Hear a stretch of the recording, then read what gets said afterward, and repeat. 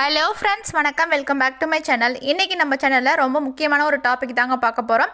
நிறைய சிஸ்டர் என்கிட்ட கேட்குற டாபிக் இது. அதாவது, அக்கா எனக்கு சளி பிடிச்சிருக்கு, நான் கன்சீவாக இருக்கேன், ரொம்ப இருமலாக இருக்குது, தொடர்ந்து 2 நாள் 3 நாள் இருந்துகிட்டே இருக்குது, அது என் குழந்தைய பாதிக்குமா, என் குழந்தைக்கு ஏதாவது பிரச்சனை வருமா அப்படின்னு கேட்குறீங்க. அதுவும் சில சிஸ்டர் எனக்கு இருமும்போது வயிறெல்லாம் குலுங்குது, அது குழந்தைய ஏதாவது பாதிக்குமோன்னு வருத்தமாக இருக்குன்னு நினைக்கிறீங்க. ஸோ நீங்கள் எல்லாருமே இந்த வீடியோவை கண்டிப்பாக பாருங்கள், ரொம்பவே யூஸ்ஃபுல்லாக இருக்கும்.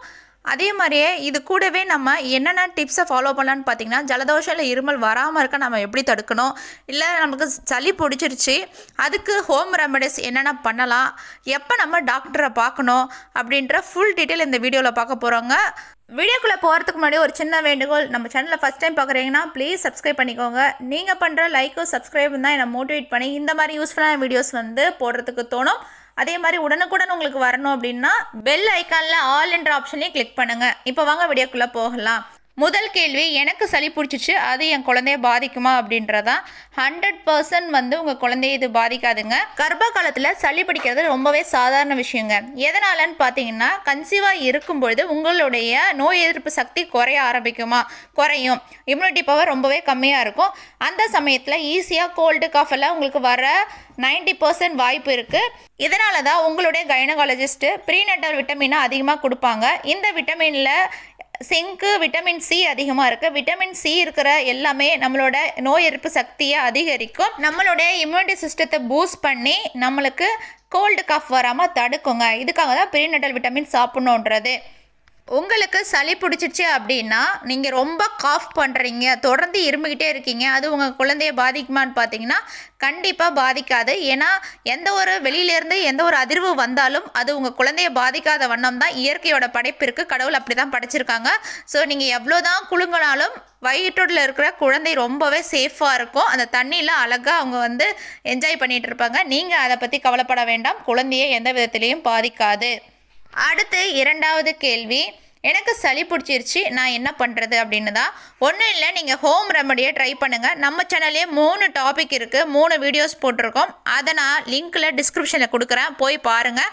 அதை நீங்கள் ஃபாலோ பண்ணிங்கன்னா 3 இல்லை 4 நாளுங்களில் உங்களோட கோல்டு காஃபு சரியாயிடும். இயற்கையான முறையில் வீட்டிலேயே நீங்கள் செஞ்சு சாப்பிட்லாங்க. இந்த மெத்தடை நீங்கள் ஒரு நாளைக்கு 2 முறை இல்லை 3 முறை ட்ரை பண்ணும் பொழுது ஈஸியாக உங்களுடைய கோல்டு காஃபு சரியாயிடுங்க. கூடவே இன்னும் 2 டிப் தரேன். ஃபர்ஸ்ட் ஒன் பார்த்தீங்கன்னா, சளி பிடிச்சிச்சின்னா நல்ல மிதமான சூட்டில் இருக்கிற பாலில் சிகப்பு அவல் இருக்கு இல்லையா, அதை போட்டு அதுக்கப்புறம் பனங்கற்கண்டோ பனை வெல்லமோ போட்டு இது 3த்தையும் நீங்கள் ஒரு நாளைக்கு 2 முறை சாப்பிடுங்க. இப்படி செய்யும் பொழுது 3 நாளில் உங்களுடைய சளி, இருமல், காஃப் எல்லாமே சரியாயிடுங்க. 2வது டிப் பார்த்தீங்கன்னா, 1/4 டம்ளர் வார்ம் வாட்டரில் 2 இல்லை 3 ட்ராப் லெமன் அப்புறம் தேன், இது 3த்தையும் கலந்து மிக்ஸ் பண்ணிவிட்டு நீங்கள் குடிங்க. இப்படி குடித்தாலும் அதே 3 நாட்களில் உங்களுடைய இருமல், சளி சரியாயிடுங்க.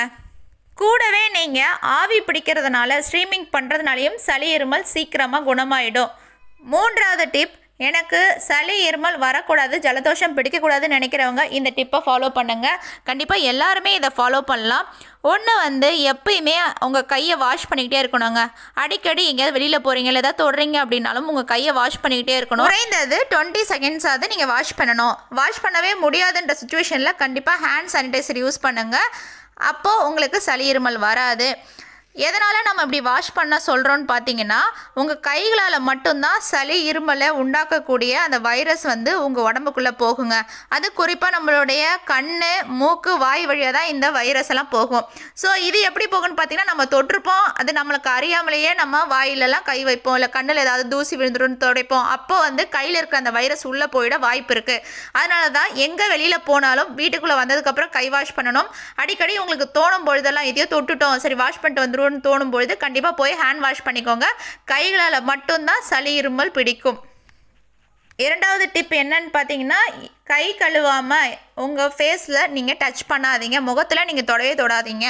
3வது டிப் பார்த்தீங்கன்னா, யாருக்கோ சளி, இருமல் பிடிச்சிருக்கு, ஏன் நம்ம வீட்டிலேயே சளி, இருமல் பிடிச்சிருக்கு அப்படின்னாலும் ஒன்று அவங்கள மாஸ்க் போட்டுக்க சொல்லுங்கள். இப்போ எல்லாருக்கிட்டையுமே வீட்டில் மாஸ்க் இருக்குது. ஸோ உங்கள் வீட்டில் யாருக்காவது ஒருத்தவங்களுக்கு சளி பிடிச்சிருக்கு அப்படின்னா, அந்த வீட்டில் கர்ப்பிணி பெண் இருந்தாங்க அப்படின்னா, இல்லை குழந்தைகள் இருந்தாங்கன்னா, அந்த சளி பிடிச்சவங்க மாஸ்க் போட்டுக்கிறது மற்ற எல்லாருக்குமே நல்லது. அப்படி உங்கள் வீட்டில் யாருக்காவது சளி இருந்துச்சு அப்படின்னா அவங்கக்கிட்டேருந்து எட்ட இருந்துக்கோங்க. ஒன்று மாஸ்க் போட சொல்லுங்கள், அப்படி இல்லைன்னா அவங்கக்கிட்டேருந்து கொஞ்சம் தூரமாக இருங்க. இதனால் அந்த வைரஸ் அந்த உங்கள் உடம்புக்குள்ளே போகாமல் தடுக்கப்படும். சளி இருமல் உங்களுக்கு வராது. 4வது டிப் பார்த்திங்கன்னா, இது என்னோடய டாக்டர் எனக்கு சொல்லிகிட்டு இருந்தது. என்னென்னு பார்த்தீங்கன்னா, கூட்டமான இடத்துக்கு கண்டிப்பாக போகாதீங்க, அவாய்ட் பண்ணிவிடுங்க. தவிர்க்க முடியாத சுச்சுவேஷனை தவிர மற்ற எல்லா நேரத்துலையும் இந்த ஷாப்பிங் போகிறது, இல்லைனா வேறு ஏதாவது ஃபங்க்ஷன், கோயில் திருவிழா அந்த மாதிரி போகிறீங்கன்னா கூட்டமான இருக்கிற இடத்துக்கு போகாதீங்க. ஏன்னா யாராவது ஒருத்தவங்களுக்கு சளி இருமல் இருந்தால் கூட, இல்லை வேறு ஏதாவது ஃபீவரோ ஏதோ பிரச்சனை இருந்தாலும் அது உங்களை பாதிக்கும். முடிஞ்ச வரைக்கும் க்ரௌடட் ஏரியாவை அவாய்ட் பண்ணிவிடுங்க.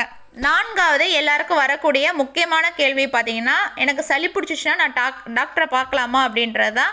கண்டிப்பாக ஹோம் ரெமெடி ட்ரை பண்ணி பாருங்கள். செட் ஆகலைன்ற சமயத்தில் நீங்கள் மருத்துவமனைக்கு போகிறது ரொம்பவே நல்லது. நீங்களாக எந்த ஒரு மெடிசனையும் எடுத்துக்க கூடாதுங்க.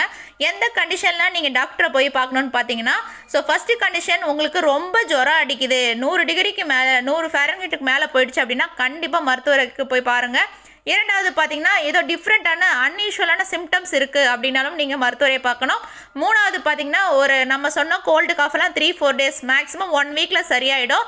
இல்லை எனக்கு ஒரு 10 நாளாக நான் ரொம்ப கஷ்டப்பட்டுட்டு இருக்கேன், சளி இருமல ஒன்றுமே பண்ண முடியல, நான் எவ்வளோ ரெமடிஸ் ட்ரை பண்ணிட்டேன் அப்படின்னாலும் நீங்கள் மருத்துவரை பாருங்கள். 5வது ஃப்ளூக்கான சிம்டம்ஸ் இருக்குது அப்படின்னாலும் நீங்கள் மருத்துவரை பாருங்கள். 6வது ரொம்ப வைலண்ட்டான காஃப் இருக்குது, ரொம்ப சிவியராக இருக்குது, மூச்சு விடவே முடியல, மூச்சு திணறல் வருது அப்படின்னா உடனடியாக மருத்துவரை போய் பாருங்கள்.